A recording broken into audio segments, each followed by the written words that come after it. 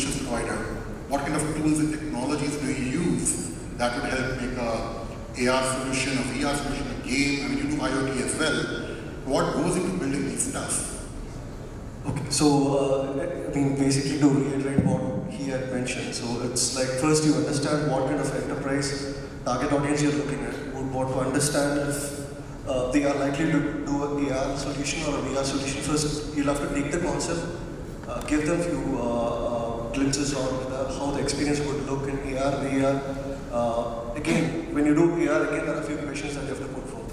So it could be that they would want it in a platform where it is not very platform specific, such as completely working in Android or completely working in iOS. They could ask in a platform where it should work in web. So we'll have to collect information like this, and once that is completely done, then it can come to a tech evaluation stage where we could choose different platforms. For example, if enterprise wants an AR solution that's completely web-based, then you could go in for ARGS. So that would be relatively less complex to develop, but it has got its own limitations. Like it doesn't have this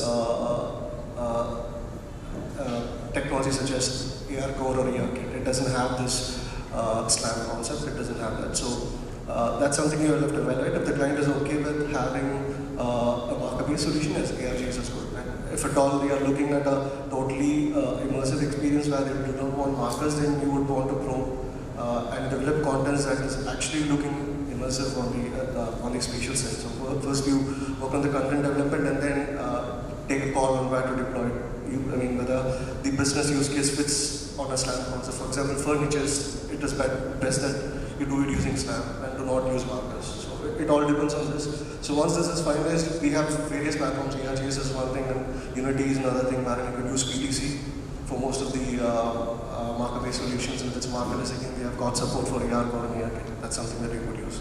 So it all depends on the kind of requirement that is there. And when it comes to VR, again, it's a different ballgame. So you could use Mozilla's VR, or you could go in for a Google Cardboard. It depends on what revenue are they willing to spare for a particular project. Because doing a VR in HTC Vive and HoloLens is not something that everybody would be ready for. So you could give them a Bluetooth controlled Android app where they could do a VR experience, something like that. So it all depends on what the requirement is actually and what the client is willing to spend. That's an interesting perspective that you put, that not everybody would be open or would be kind of keen to experiment for the first time, leveraging equipment like an HTC Vive or a HoloLens, which are not really cost effective if you're stepping in for the first time. The maintenance is another problem. Yeah. So Pankaj, coming to you, right? I mean, you guys are working on your own AI-powered AR, VR headset, right? Where do you position that, both from a product market fit perspective, and in terms of the comparison to the competition out there, which could be the HoloLens or the HTC Vive? If I am as a business, I'm looking to look at what's available out there, and I'm not looking to invest too much because it's an initial step for me. How does one go about in that, and where do you fit into the whole ecosystem? Got your question. I'll talk about why did we start this, right? We had the same question. We were talking with a lot of companies who were looking for a AR, VR solution, but the current options available were one, very expensive, and to that cost, the kind of experience you were getting was really bad. So with my background, my co-founder's background, this is something we started. We started building an augmented reality headset. So there was some innovation that we did with the hardware. But when we started to talk with a lot of these XR, AR, VR companies, one thing we quickly figured out is the end customer, let's say L&T, Bosch, all of these companies, they're all looking for a solution that can be switched, and they're not looking for two separate hardwares. So we were at a sweet spot wherein the optics mechanism that we had choose would give us that freedom to switch between an AR and a VR device that you cannot really have with a waveguide or the Microsoft kind of a device. So we said, okay, this is where we want to go into. There were 2-3 challenges with the current headsets. One is the field of view. Even with HoloLens 2, it's a vertical field of view that's grown, right? That's a challenge. You require a bigger field of view to have that kind of immersion. So that's where we decided, okay, this is the one thing that we want to focus on. And second was the cost. That is where we've been able to get that down. So that is where the positioning, it is out of pure need for a device in the market, we started with this. And coming to your second question, wherein how do we compete or fit with the other competition is, I think the industry is at a very, very starting point. If Microsoft is successful, if Magic Leap is successful, it's good for us. It's not a fight competition as such, because the more the industry starts booming, the more growth it will be. It's not at the stage wherein it's like a Apple versus a Microsoft, wherein it's the industry is filled with a lot of headsets. That's my take on this. So you mentioned that your headset is cost effective as compared to the others. I mean, the HoloLens 2 just got announced at Mobile World Congress Barcelona, and supposed to be at around $3,500. The HTC Vive, the first generation, is 75,000-80,000 rupees. Where does your headset? So we are pricing it at around $1,800 to $2,200. So if you look at it, you're going about 2 times bigger field of view. You're not just getting an AR headset but a VR headset as well. Plus the operating system on the back end, you have the option to choose. You're not just locked to one operating system. I think you guys have a demo out at the studio, so you guys can see and experience that firsthand as well. Thank you. Neel, coming to you, you have done a fair bit of amount of work in the UK and globally creating solutions, and your company is into the solution provision space. Where do you see the trend going? How do you see the market from an overall market size perspective globally? And then I'll come to Arnav on the India bit as well. So what's your sense of the enterprise market for AR, VR, MR, XR from a revenue perspective, and where are we headed? Okay, so I think a lot of the stats and the kind of predictions don't always help. There's a lot of hype and people getting a bit carried away. But what we are seeing is a nice steady growth, and people have to try it. You can't just keep talking about it. You've got to try it. You've got to understand it. So I'm really excited by how it's growing. The bigger industries were the first to kind of jump on it, the automotive industry, the aeronautical industry. These kind of companies have been on this for 20 years already, so they understand its potential very, very quickly for looking at complex data. So we're seeing these kind of what we need is precedent. You need companies that are actually showing value from using these technologies, and then other people will go, okay, this isn't a fad, this isn't going away anytime soon. We need to kind of start looking into this. So I talked about the training, you've got the design area, so we deal a lot with architects and those kind of people. They're all really understanding now how it transforms process. Airbus saved 30% by using VR in designing a plane, largely because they built 4 less physical prototypes. And you can imagine how much a prototype of a plane is. So when you get hard facts like that, saving 30% cost on the development of a plane, that's not hype, that's real hard evidence. And that's the kind of thing that drives everyone else to go, okay, we better sit up and understand this. So now you've got these kind of different areas where you've got the big companies in America, you've got Europe, and you've got China. They're all basically accelerating away now. And the key thing I always come back to is kind of don't hold up a piece of technology and say what can we do with it, but look at business problems and say what emerging tech could actually help us with these. Thank you, Nathan. Coming to you, Arnav, from an India market perspective, right? A lot of the digital marketing initiatives are being looked at from an AR/VR perspective, but what's been your experience when it comes to both the digital marketing, the consumer tech side, and the enterprise tech side? Is there acceptance, awareness, is it growing, and what's the market size looking like? I think there is no one data point on market size. Depends on who you talk to. But a few data points have been flying around purely on enterprise tech. They say that purely an AR app for enterprise, it's about $14.2 billion, right? India is, and again you have to look at what AR you're talking about, right? There is a platform-led AR, which is Facebook's and Google's of the world, which is a platform-based AR. What I mean is, you already have scale, and you are basically building AR experiences on that scale. So acceptance is slightly easier. If you are doing ground-up AR experience, where you're building a white label app, completely an AR-able solution for whoever, be retail, be a sports team, or whoever you want, right? Then this is ground up. You're just completely building a new consumer stroke WASI enterprise AR experience. So it's been India's immersive technology industry is a little malleable, right?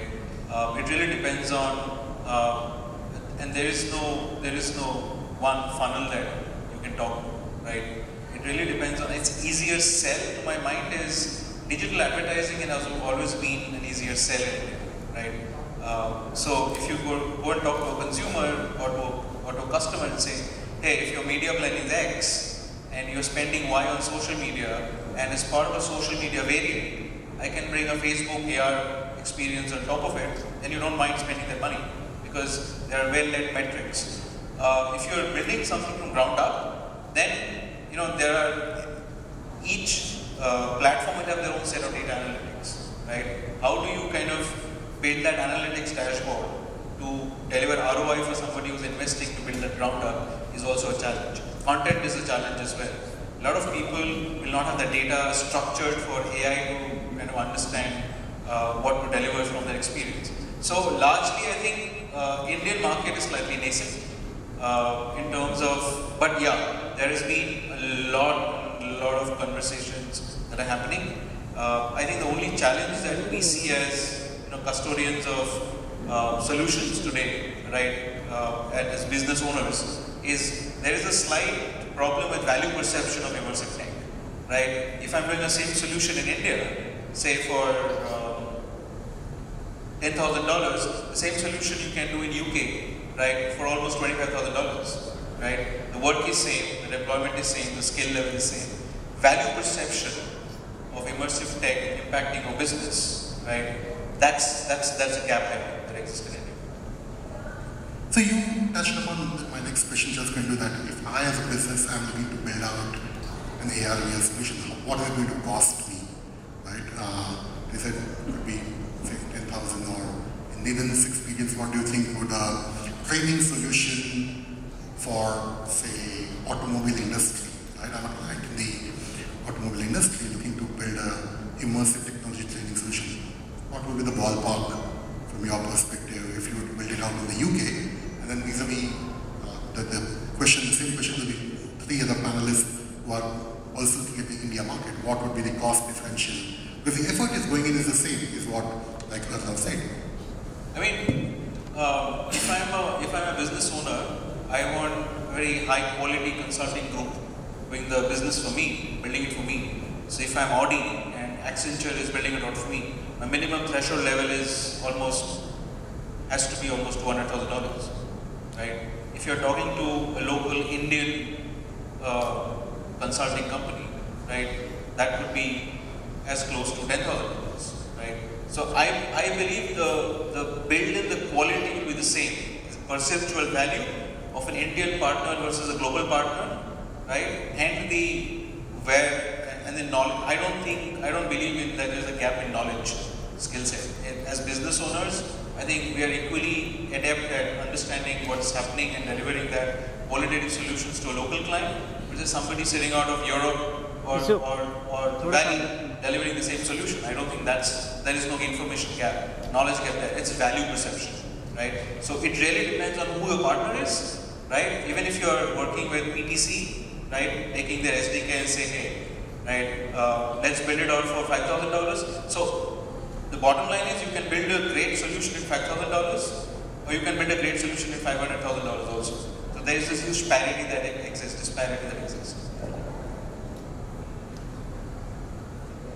Yeah. Narayan, how about you? What's been your experience when you're talking to? I mean, all of us are kind of trying to provide a solution to our clients.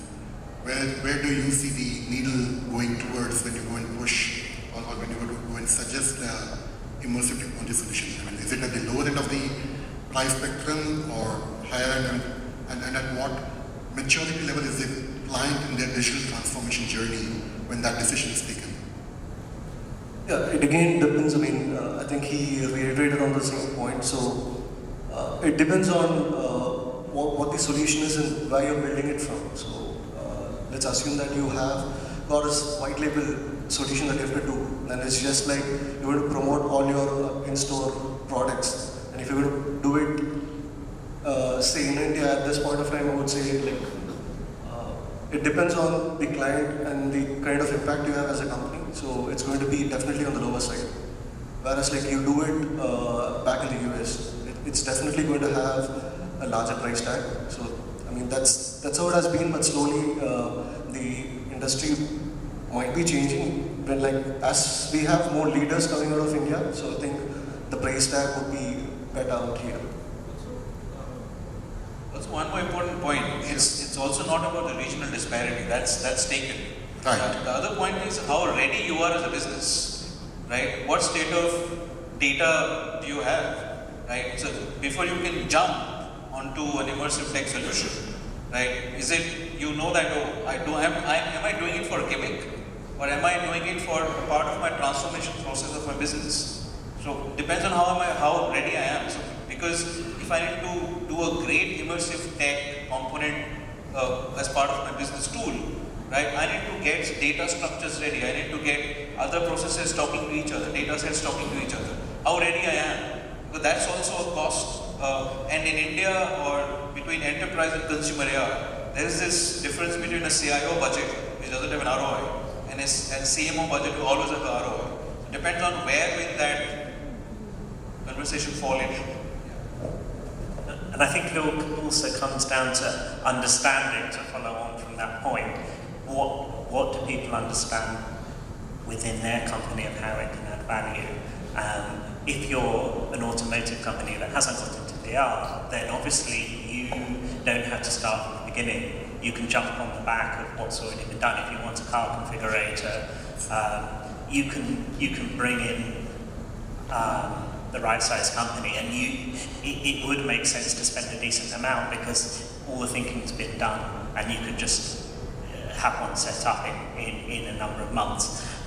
But not all, most companies aren't the same, and they need to work it out for themselves. And this is why I believe people shouldn't spend too much money to start with unless they want an out-of-the-box solution. They should spend less money in proof of concept work and understand where the value is for them.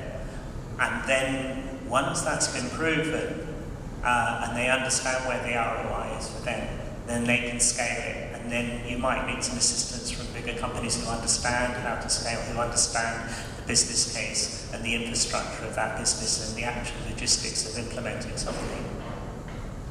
I have a quick question to the other panelists. So if you think any organization, they go through a channel of transformation, first they do let's try. And second is where it's really valuable to the enterprise, where it's either saving them cost, saving them time. So the answers to this question, is it the fact that Indian companies are now just exploring the first version? It's not really creating an impact, and it's not reducing their cost, increasing their revenues. That's why the perceived value is less? Well, no, I think A, it's about mindset, number one, right? Number two, there are a lot of companies. So unfortunately and fortunately, both in the immersive tech business, we are kind of caught in jargons, right?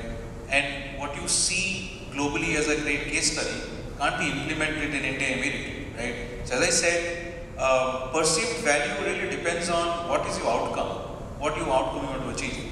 I'm sure your outcome immediately cannot be revenue, right? Because there are a whole host of other things that need to fall into play. For example, I was talking to somebody saying that, hey, I have a great loyalty program, right? Can I reward somebody just by looking at my product, right? So the idea is, can you reward somebody on intent, right? It's a great customer experience outreach plan, but how do you do it, right? So the point is, perceived value has got multiple small kind of low-hanging fruits, right? I think the moment you get that, as Nathan was saying, right, the first way to even define and understand perceived value, you need to do a proof of concept. Proof of concept moves to a pilot moves to an implementation. And then you keep on tweaking the value that learnings that you get, because you need to get your systems adapted to even deliver that perceived value, right? And it's not gimmick at the end of the day. Thanks, Arnav. Unfortunately, we're running a bit short on time, so I had a few more questions, but we can obviously be here after this and kind of chat between us. But I would like to now throw open the floor to the audience to ask any questions that you would have for all the panelists here. And then I think we have time for 2 or 3 questions, or 2 questions. Okay. So yeah, just 2 or 3 questions, and then we can kind of try and wrap up this session so that we can move forward. But we are here even after this panel discussion, so anybody wants to catch up, we are here. Any questions? I see one hand in the back. Hello. So how you see the developer community in the immersive technology in India? Like there is so much developer community for the kind of for the web-based, mobile-based, and recently the machine learning, all those things. To aware about the immersive technology, we should have also developer community, the more awareness in the students. Like what is the developer community scope and future of India in the immersive technology? What's the developer community like, and how do you see the developer community growing? Is that the question? Yeah. How do you see anybody from the panel? I think the developer community is growing because of events like this. There are a lot of initiatives, a lot of these private organizations are taking to bring and build a lot of strong developer community here. Secondly, there's other aspect to it is India has always been strong in 3D content with doing VFX works globally. So majority of this people who have traditionally been in the film industry are quickly moving to the AR VR field. So I think there's a strong growth going right now. So to just add to what Pankaj said, so as Eddie mentioned just before the session started, there are close to 200 companies today within India looking at the AR, VR, XR space. Essentially, a lot of these are also traditional technology companies who are looking at immersive technology as the next level to level up of sorts. And then there are people who are just starting afresh. So there is growth. Population of 1.2 billion people, right? And then most of us are tech-driven, have an inclination for tech, especially in this room. So I think there is immense scope for the technology space to grow, the developer community to grow. Events like these, as well as educational institutes are taking initiative to train people into that. Even trade organizations like IAMAI are having committees to push the agenda. So there is definitely a scope, and it's growing very fast.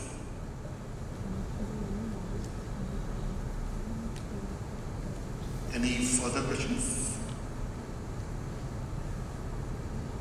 Sure. Yeah. Yeah. So I'm an animator and I create films. Right now we've done something which is for an immersive film for the Indian music experience in Bangalore. But that is, of course, it's a projection and you're standing there and it's not with a headset and stuff like that.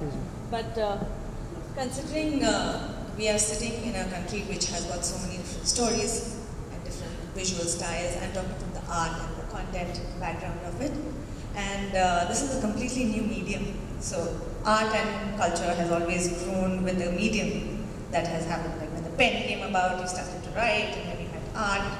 So this is another kind of palette for people like us, and our patrons today are brands and corporates. So we are looking for ways for these to meet, because tech, the funding, and the artists, the point of meeting. So is there some place that you would already know or identify which are open to experimentations, and because this is a niche and it's a nascent area which is growing, and to the areas of experimentation, because it's tech driven I find that there are not very many avenues for that right now. So, but I just may not know about it. So is there something like that that you're aware of, that people want to collaborate or work with different kinds of exploring how far you can stretch this medium? So to kind of understand your question, I think is there kind of like a platform or a marketplace which connects the relevant stakeholders in the ecosystem? That is one. Firstly, is there an ecosystem like that, which, you know, which are, because it's so new, we are yet to build that ecosystem. So maybe are people on the panel already open and doing experimentations like that because you're developing the tech part of it? Is that a relevant question for you, or is it just about? I'll just say what I kind of see from my side. The industry is still very fragmented, and there's just pockets of lots of different things going on. It's not all joined up, and even one company is not likely to provide the different things you need. And the key thing is that we need kind of people to bridge the gap between the markets out there and the technologies that are available. And people who are providing creative services need to understand all these different solutions that are out there as a set of tools and what they do. So what does 360 provide versus a kind of walk-around experience? What does a location-based entertainment kind of solution provide? Because there's different pain points and different kind of outcomes that you want. Do you want to just entertain? Do you want it to transform people's awareness about something, or what have you? And just to kind of make sure you understand the best examples of all of these different areas, so that when someone comes to you with a particular idea, you know which kind of tool to pull out your toolbox, rather than, as I said before, wasting money and buying some particular piece of technology and then trying to shoehorn projects into it. I guess a platform like this is where we will meet. Thank you, Eddie, for that. I guess guys like Whistling Woods, right? Amity School, Right. they're creating incubation centers, right? I think Chaitanya is probably here as well from Whistling Woods. Chaitanya is here? No, all right. So I think they're doing a lot of incubating stuff, and they have just tied up with Geo, right? Yeah. So I think that's a model. And there's a lot of state government initiatives. For example, Kerala government with Cadence are creating special purpose funds to focus on this kind of bridging the gap between skill demand, creating basically a demand funnel for finding people with similar skills and opportunities from a public project perspective, right? This is happening in IIT Guwahati as well. So especially IITs of the world, then some colleges that I know of here, some design schools in Noida, right? This is already happening. The problem that we have is we don't have a structured information marketplace where you can look for, and I think there are a lot of people who have been thinking to kind of put all the structure together. Say you want information, you just kind of find this information in a more structured way. There's already something happening. Work happening on this, yeah. Thank you. Just one last question left now, and we are pretty much out of time, but I saw one hand in the back here. Yes, sir. Hi, this is more of a big question from Pankaj. You mentioned that you can change the OS in the back end of the headset. So could you speak up a bit? Pankaj mentioned that you can even modify or change the OS which is running the back end of the headset you have. It seemed kind of odd to me, so any specific reason for that? Sorry, we didn't get the last bit. Speak up a bit. Change of the OS. You're saying you can change the OS which is running the back end of the headset? Yes. So I think we can take this offline pretty much, but yeah. Awesome. I think we are pretty much done. Thank you all of you for sharing your insights, and thank you to the audience for being so participative. We are here through the day, and most of us are also here tomorrow. So anybody wants to catch up offline, you can just reach out to all of us. And thank you all. Thank you for coming today and sharing your views, and look forward to catching up as well.